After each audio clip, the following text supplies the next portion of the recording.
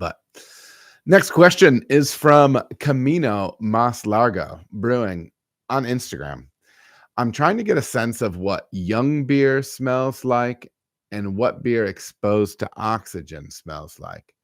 People say wet cardboard, but I've actually soaked some cardboard in water and couldn't smell anything. Good for you, man. That's awesome. What's out there that I could smell and say, okay, that's oxygen exposure? Well, first of all, what I would say, El Camino, man, just in time in the chat, just jumping in to say thanks for answering your question. But hey, I'm answering it right now. I'm literally answering it right now. As far as young beer goes, man, I think one of the best benefits of working in a professional brewery is the volume of raw material that you're exposed to. You're exposed to tons of hops, tons of grain, all the different smells and the intensity of it, right? I think the main thing to understand when people talk about young beer or green beer, taste your beer all the way throughout the process. All right. And then you're going to start to really develop. First of all, you're going to be able to see where your beer is going. Right. So you'll be able to get that knowledge of being like, okay, I'm halfway through attenuation. I'm tasting this here. Well, I can tell it's probably going here. Right. So really the best thing you can do is really actively taste through fermentation. And I think sometimes when people are talking about a beer tasting a little bit young, it could be anything from like a lack of smoothness, maybe a harshness. Sometimes when a beer is not completely clear, that yeast in it, strain dependent and whatnot, will carry flavor and aroma.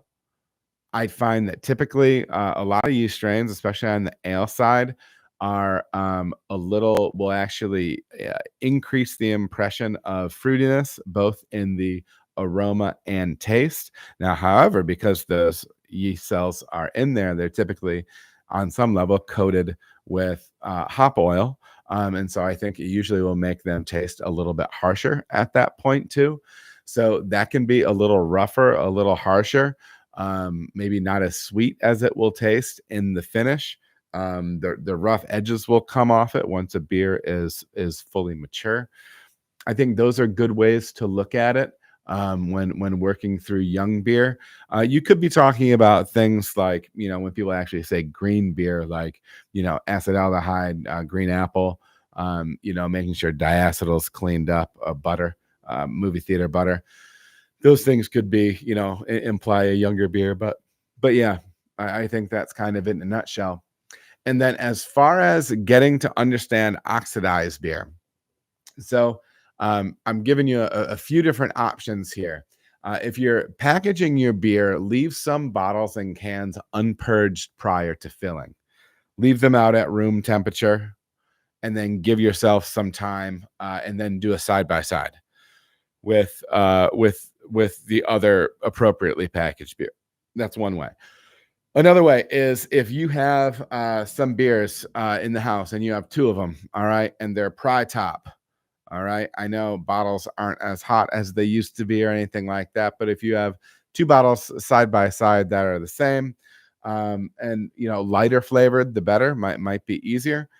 Go ahead and open one up, pour a little out, and then recap it. If you have like a homebrew capper, recap it. Make sure that it's a pry top and not a twist top, and then leave that out warm for a week, couple weeks, something like that. Maybe do a few of them and then taste them out 1 week, 2 weeks, 3 weeks, whatever. Do it with cheaper beer. It's science. But that would be a way of what you would be doing is you would be creating more space in the bottle, decanting, so you're having atmosphere pull into the bottle as you're pouring, and then recap that and just let it oxidize on its own. Now we're going to get into a little bit of a question of temperature, and I mentioned storing it at room temperature because the warmer things are, the faster they will oxidize.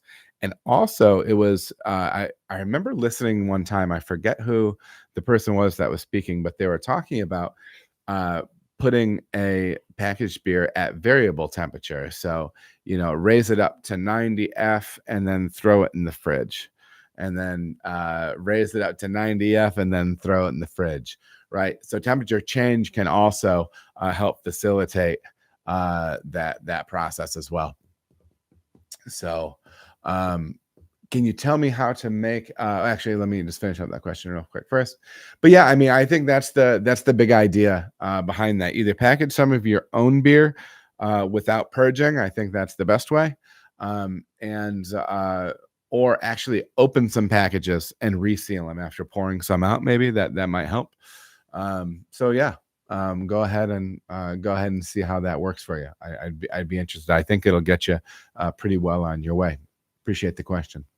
All right, everybody, thank you so much for watching. If you feel as if you got any value out of the video, please like and subscribe. There are also other videos that you can watch. They're gonna maybe be over here or over here. Appreciate you watching.